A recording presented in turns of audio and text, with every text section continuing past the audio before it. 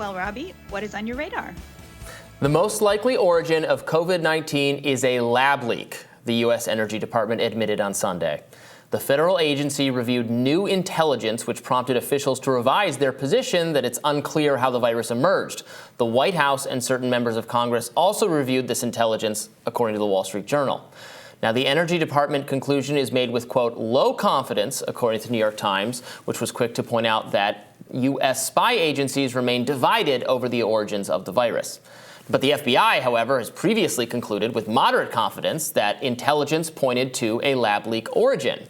So the significance of the Energy Department joining the list of current and former government actors who subscribe to the lab leak theory should not be understated. The agency is in charge of a vast network of national laboratories. Energy officials might have a more intuitive grasp of what could go wrong inside a biosafety lab than more traditional intelligence gatherers like those working for the CIA, which often relies on spy networks.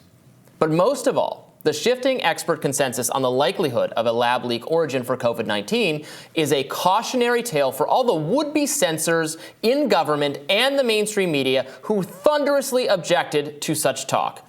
In the first year of the pandemic, the idea that COVID-19 might have emerged from a coronavirus research facility in Wuhan, China, was branded a racist conspiracy theory. Social media companies like Facebook vigorously suppressed all discussion of lab leak, partly because U.S. health officials and mainstream news outlets expressed absolute confidence that COVID-19 emerged as a result of a spillover from animals, and saying otherwise was an anti-Chinese microaggression.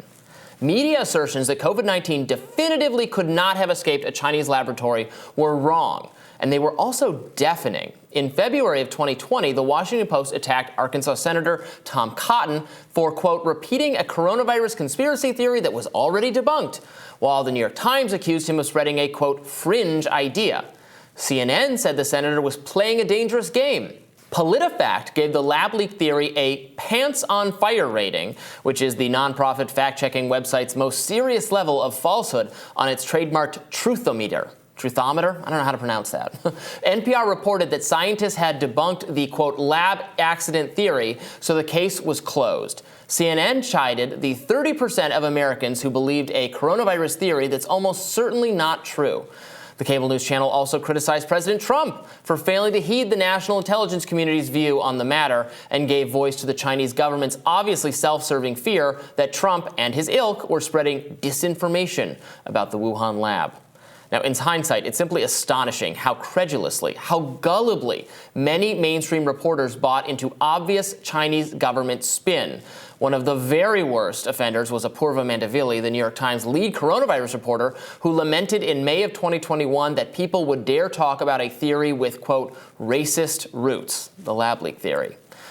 What was racist about the lab leak theory was never well explained or interrogated by those making this charge. In fact, one could plausibly argue that the alternative explanation, animal spillover, specifically from a Chinese wet market, has implications that are far more racially problematic. After all, if wet markets are responsible for the pandemic, then the culprit is a culturally specific Chinese food custom. The lab leak theory, on the other hand, indicts an organization, the Chinese government, rather than a populace. And unlike the wet market theory, the lab leak origin also calls for scrutiny of U.S. agencies which have funded coronavirus research on bats in Wuhan, China. The truth is the truth, and investigators should pursue the origins of COVID-19 no matter where they lead. But if the goal is minimizing anti-Asian animus, there's actually good reason to prefer the lab leak explanation. Yet trackers of so-called disinformation often labeled lab leak a racist conspiracy theory. Take, for instance, the Global Disinformation Index, or GDI, a British organization that receives U.S. State Department funding. Its purpose is to dissuade advertisers from working with news websites that spread incorrect ideas. I did a radar in this last week. Now, in practice, GDI has functioned as a kind of blacklist for conservative, libertarian, and alternative news sites. In fact, it flagged Reason Magazine, where I work as an editor, as, quote, among the 10 riskiest news outlets in the U.S., ostensibly because Reason does not provide information regarding authorship. We do. Or possibly because we don't explain our fact-checking and correction policies. We have them. They are robust. Or maybe because we have an unfiltered comment section. I guess that's not allowed. That's something to be frowned upon. Hans Bader, a writer and former attorney for the Education Department, points out that a GDI report on ad-funded COVID-19 disinformation accused news websites of peddling anti-Chinese racism for accusing the Chinese government of covering up a lab leak. Another report by GDI warned advertisers against working with sites that, quote, traffic in theories that the Chinese government should be blamed for the virus's spread. So GDI and other disinformation trackers either have to start accusing the U.S. Energy Department of racism as well, or admit that it never made much sense to proactively acquit a notoriously authoritarian, secretive, and untrustworthy foreign government. Health officials and intelligence experts may not have enough information to conclusively determine COVID-19's origins, but the mainstream push to not merely deter, but actively prohibit, as was the case on Facebook, any discussion of the lab leak theory has not aged well. Let people discuss and debate all variety of coronavirus topics without fear of formal sanction. So, Batya, this was a big day, obviously, for those of us who have thought that at the very least the possibility of a lab leak, which I think is supported by a lot of admittedly circumstantial evidence, is something that deserves full investigation and full discussion, and you're not crazy for thinking that's a possibility. You're certainly not a racist for thinking it's a possibility, and it is. Actually, it's even shocking to me to look back now and see just how many mainstream news outlets, in some cases relying on very gullible health officials or maybe Chinese government deferential health officials, were absolutely for shutting down any conversation of this, and as in fact did happen on Facebook, again, in part because of that pressure. It's truly remarkable. It's odious. And now we have another agency within the federal government, the U.S. federal government, saying that, lab leak is now, it's low confidence, but we were undecided before, and now we're leaning in that direction. So, Robby, what does it feel like to have been right all along where so many were wrong? It doesn't feel good. It actually feels really frustrating because, again, you're looking at these stories in the Washington Post, NPR, CNN, the New York Times reporter, and Purva Mandavili. She's one of the most important journalists with respect to COVID in the country, in the world. She's their lead coronavirus reporter, and I've had a lot of issues with her reporting all the way along. I think it was very sensationalist and fear-mongering at times, but she tweeted that that's a racist theory. Racist theory. I mean, come on.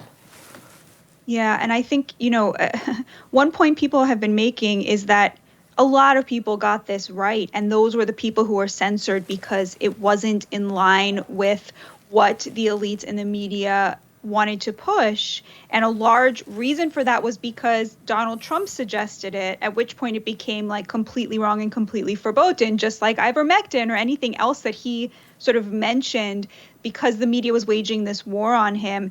There's so many lessons here to be learned about humility, right? About listening to other people, about not censoring views that you don't like, which of course, as you pointed out, happened. But I think also, there's no evidence that any of these people are sitting there and saying, why did we get this wrong, right? Nobody is interested in asking that question. And I think until they do that, the American people are right to say, you have to earn our trust back, because you made this huge error and there is zero evidence that you are interested in figuring out why you made this huge error and how to prevent yourselves from making it again when we knew better, right? When we knew better and you were out there shaming us and smearing us for knowing this, right? How are you going to make sure you don't do that next time around on the next story, right? And there's just no evidence that there's any desire to learn from this. So I feel sort of despondent about it when thinking about the media, but it's, at least these institutions in the government are coming round and admitting the findings that they're finding. And this development, is coming just a little bit after, it's coming on the heels, right on the heels of, new studies, a review of studies on masking that did not find the kind of significant evidence that masks as a population level measure, that you were really seeing a lot of difference in having many fewer cases of COVID based on, mask mandates as a societal intervention. It's not saying that masks don't work or there's no reason to wear them or they're not right for every person, but that they couldn't find they would have liked to see, the scientists studying this would have liked to see at the population level better evidence that it was making a difference, and they didn't find that. And again, that's something that you were punished for discussing on social media, that you were made out to be some crank. So like, I'm not here trying to pretend that, every contrarian COVID view was correct or something like that, but a lot of these subjects clearly deserved more dialogue, more conversation, and more debate than you were allowed to have because of the certainty of both some government scientists and then the people in media who were just parroting whatever they were telling us. And there was not introspection then. There was not a lot of thinking about, well, what are the incentives? Do these people who are telling me this, do they have an incentive to downplay the Chinese government and also the U.S. government? That's why the whole idea that it was racist was so ridiculous, because if it's a lab, it's not, it's obviously not the Chinese people's fault either way, but the lab leak idea blames a specific organization, and not just a specific organization, but also talks about what some of our priorities, because we funded a lot of this stuff. And of course, there are people in the scientific community who would have incentive to downplay that. And that was just something that didn't register for a lot of journalists who in other circumstances would have been very discerning about the power motive, like when it comes to Trump. They see through and they correct a lot of things that he's said or done that are wrong or bad. They just didn't have that introspection when it came to this question. And it really hurt, and it really shows now that it's come to this. But a little bit of satisfaction to be able to report this, but just a lot more shock and astonishment that you literally were not allowed to say this for a long period of time. So we will have more Rising right after this. Stay tuned, everybody.